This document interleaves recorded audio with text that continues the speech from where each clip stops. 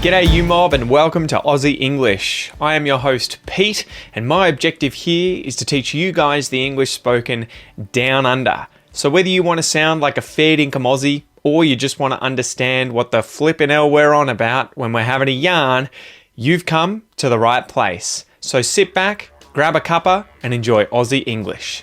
Let's go.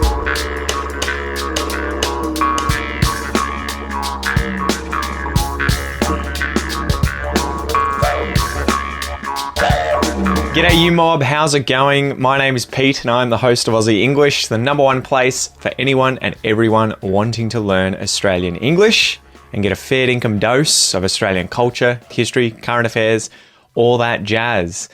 Guys, today is a special episode, so I'm trying something a little bit new.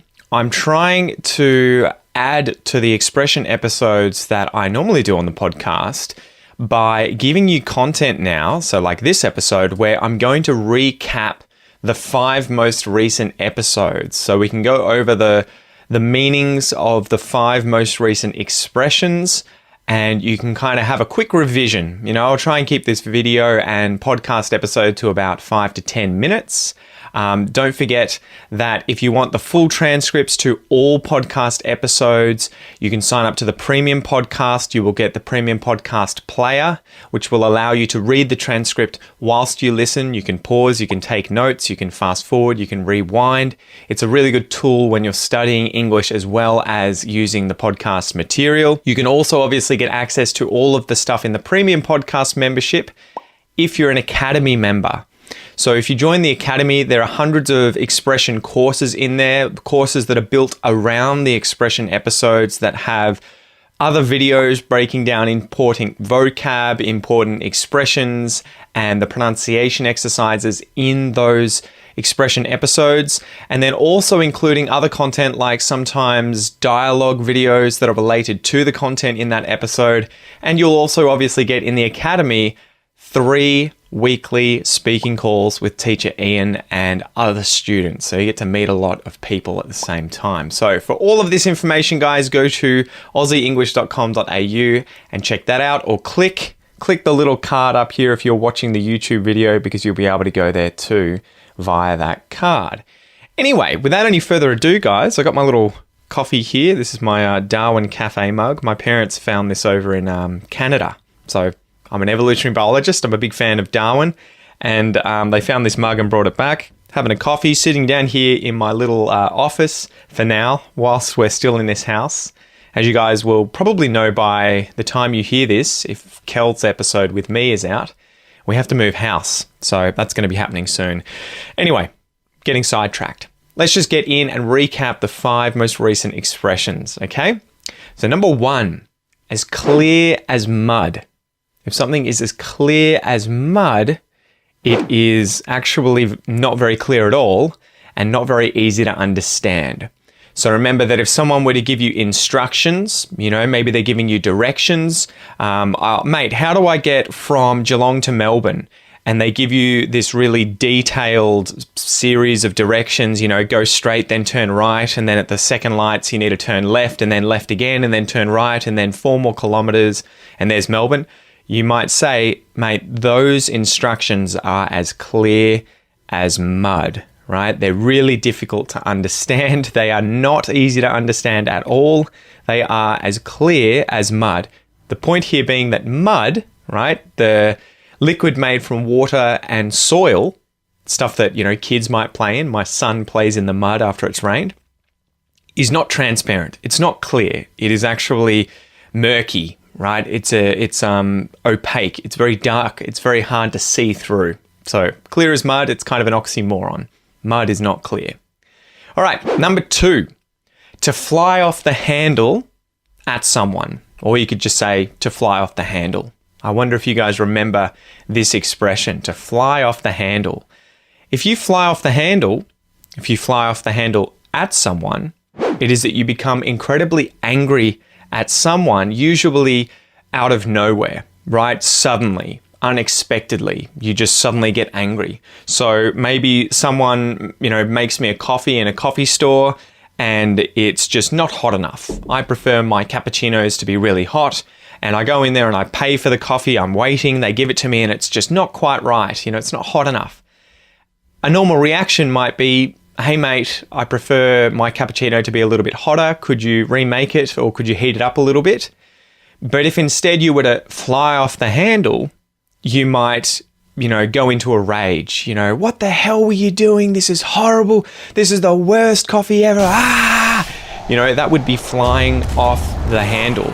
And if you do it at the barista, the person who made the coffee, you're flying off the handle at that person, right? To fly off the handle, to become very angry unexpectedly and suddenly. Number 3, hands down, right? Hands down.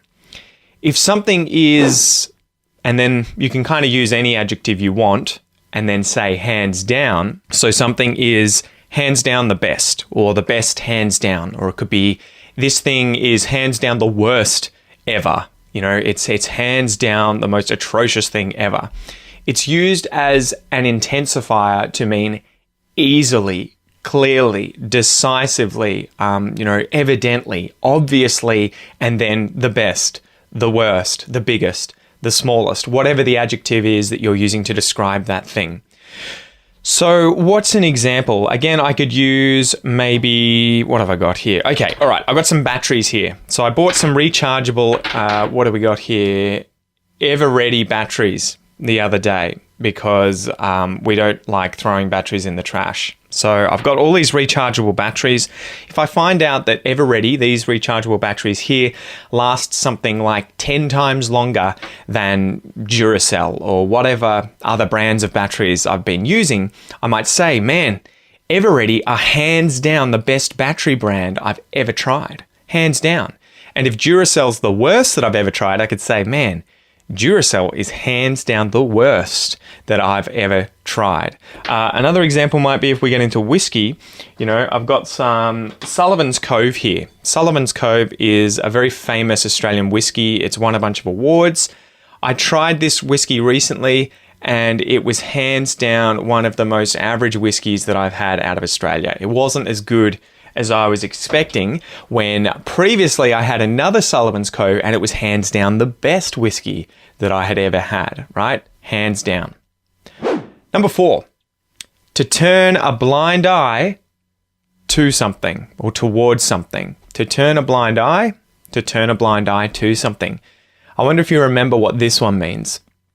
So imagine someone is misbehaving at work. Maybe they're stealing from work, right? So they're working in hospitality at a restaurant and the person behind the till, the cash register, is taking money out and putting it in their pocket when they go home. They're stealing. If someone notices that but says nothing and pretends not to see that thing has happened, they are turning a blind eye to that thing, right? The idea being that they have one eye that they can see out of, one that's blind. They are trying not to notice that thing or pretending it's not happening, so they turn their blind eye towards it. So their blind eye obviously doesn't see it, right? To turn a blind eye towards something is to pretend not to notice something. Number 5, which you should be most familiar with, as this was last week's expression, is your bread and butter. Your bread and butter. So someone's bread and butter. My bread and butter, his bread and butter, bread and butter. Remember that this means one's primary trade or profession or means of earning a living, right? Of getting an income, of earning a crust, if you want to use the Australian slang term. So, for instance, online English content creation is my bread and butter. With respect to learning foreign languages, Portuguese at the moment is my bread and butter. It's the language that I'm spending the most time with. It's what I'm most familiar with. It's my bread and butter. So in that sense, it's more an activity or a hobby that I'm most familiar with, that I am the best at out of the other options that I have, right? So there you go, guys. There are 5 of the most recent Aussie English expressions that you can use. To be honest, these are English expressions that are used everywhere. They're not just Australian English. You can use them in America, in Great Britain.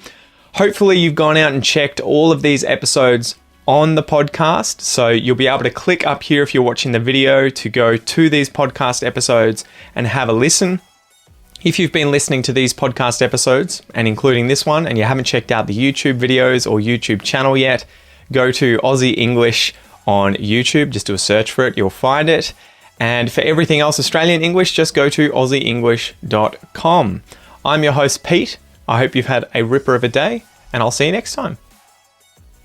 Should say cheers. Cheers, guys. See ya.